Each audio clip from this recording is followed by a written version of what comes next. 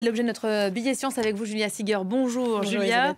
Elisabeth. New Delhi, avec cette population, on vient de le voir, de 30 millions d'habitants, capitale indienne, qui est donc de nouveau contrainte à prendre des mesures. Le monde découvre ces images d'une ville envahie par un brouillard jaunâtre. De quoi s'agit-il exactement? Alors effectivement, les habitants de New Delhi sont déjà habitués à vivre avec un niveau de pollution plus ou moins important, mais là, effectivement, le niveau de pollution atmosphérique est très alarmant. Selon IQR, qui est une société de surveillance de la qualité de l'air basée en Suisse, le niveau de particules dites PM2,5 est 35 fois supérieur au seuil qui a été établi à ne pas dépasser, donc défini par l'OMS. Alors de quoi s'agit-il quand on parle de ces particules PM2,5? PM en anglais, ça veut dire particulate matter, des particules qui sont suspendues en fait dans l'air ou dans l'eau. Le chiffre 2,5, ça correspond au diamètre de la particule. Donc si vous avez PM10, ça correspond à un diamètre inférieur à 10 micromètres. Et si c'est 2,5, inférieur à 2,5 micromètres. Pourquoi on regarde ces particules particulièrement fines, petites? Eh bien parce que ce sont les plus dangereuses pour la santé, parce qu'elles peuvent s'infiltrer dans l'appareil respiratoire des hommes et surtout même rentrer dans le sang au travers des vaisseaux sanguins. Voilà, particules dites pénétrantes. À quoi est due cette pollution aujourd'hui? Alors d'abord, c'est dû effectivement, c'est la conséquence des émissions de gaz à effet de serre liées aux émissions industrielles et aussi au transport routier. On sait que le pays est encore très dépendant des énergies fossiles pour sa production d'énergie, notamment du charbon. Mais à cette époque de l'année, comme on l'a vu dans le sujet à l'instant, c'est aussi lié aux brûlis agricoles. C'est le moment où en fait, au nord de l'Inde, dans la région du Pendjab, qui est considérée comme le grenier de l'Inde, et vous avez des dizaines de milliers d'agriculteurs qui au même moment vont commencer à brûler, en fait, à mettre feu aux chaumes de rizières.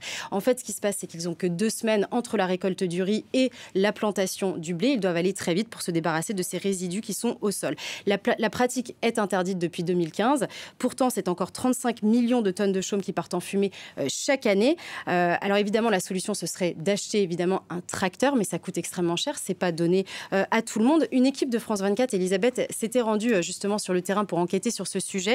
Et ils avaient pu s'entretenir avec un agriculteur sous couvert de l'anonymat parce que, comme je vous l'ai dit, la pratique est interdite. Je vous propose de l'écouter. Les politiques sont assis tranquillement dans leur bureau avec leur gros salaire et tout ce qu'ils font, c'est nous dire ce qu'il faut faire et ne pas faire. Alors les machines de défrichage, c'est bien, mais ça ne fonctionne pas sur les petits tracteurs. Il faudra en acheter un gros et ça coûte environ 10 000 €. C'est beaucoup trop cher. Et puis le gouvernement ne donne pas d'aide financière aux petits agriculteurs comme nous.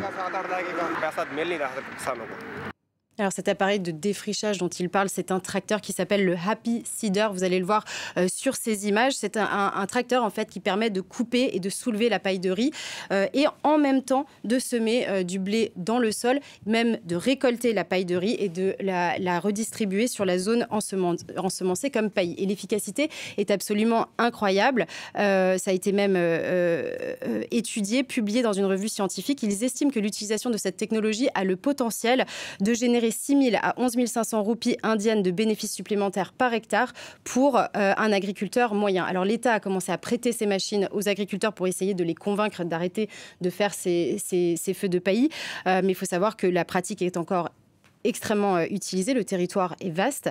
C'est un sujet qui est extrêmement important parce que, juste pour vous donner une petite idée, selon l'université de Chicago, cette fois-ci, la pollution atmosphérique dans la ville de New Delhi aujourd'hui réduit l'espérance de vie de ses habitants d'environ 12 ans.